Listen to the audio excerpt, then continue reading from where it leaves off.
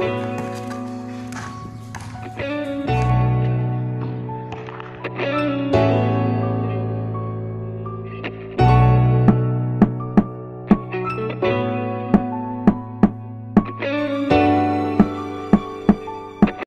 guys, this is Adjolab Cambalisa, 20 years old, 5'11", from Alasigi, Pangasinan, playing for University of Baguio Cardinals.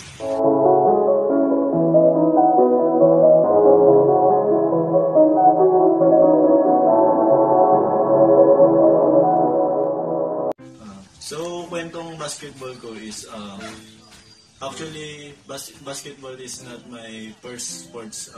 Kasi dati is nung elementary pa lang ako is mas prepare ako sa sa mga laro na katulad ng track and field and high jump. Nagsimula siguro akong maglaro ng basketball siguro nung mga grade 6.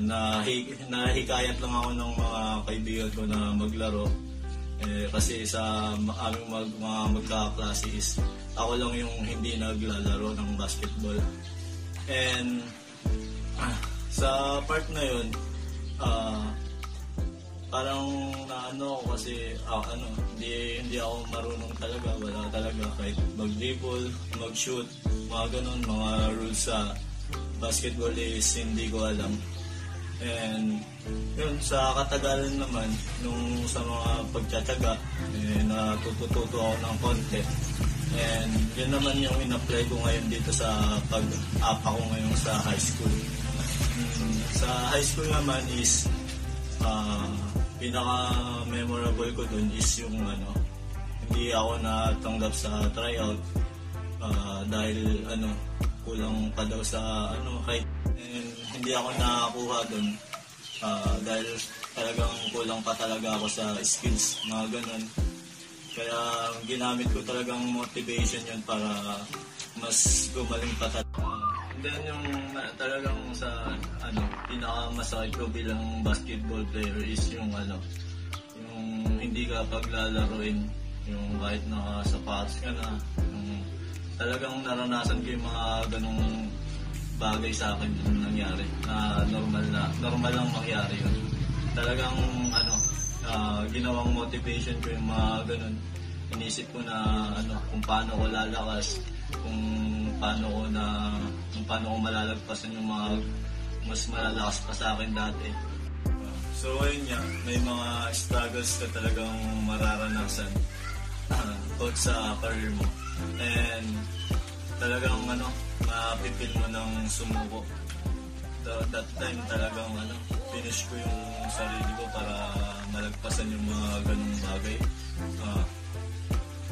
And talagang tiwala lang sa sarili para ma-achieve mo yung goals mo sa career mo. Actually, wala naman talagang motivate sa akin na mag-basketball ako. Talagang sarili ko lang talaga na gusto ko talagang matuto na itong laro na to kasi talagang minahal ko itong laro na to and talagang maraming sacrifice akong ginawa para talaga ma-achieve ko yung goals ko. And doon naman sa mga nag-ubog sa akin na maglaro, siyempre yung mga tropa ko talaga yun sa Manila. Talagang na pinagtiyagaan nila akong turuan. Talagang that time na yun, naalala ko pa is umaabot kami ng mga 10 to 11 ng gabi basketball lang para turuan lang ako nila para mas gumaling ako kasi alam nila na may future ako and talagang nakitaan nila sa akin na may determination ako na para matuto sa mga pinapagawa nila sa akin. And that time na kaya nagpapasalamat ako sa kanila. Shoutout pala dun sa mga teams ko dyan, Team SDR, Team MPMC, Team Puyot, and Team Malasigi, kay Mayor, and kila Boss Ace, Boss Romeo po, and sa mga pinsan ko. Tuloy-tuloy lang sa laro kahit walang naniniwala, importante sa sarili.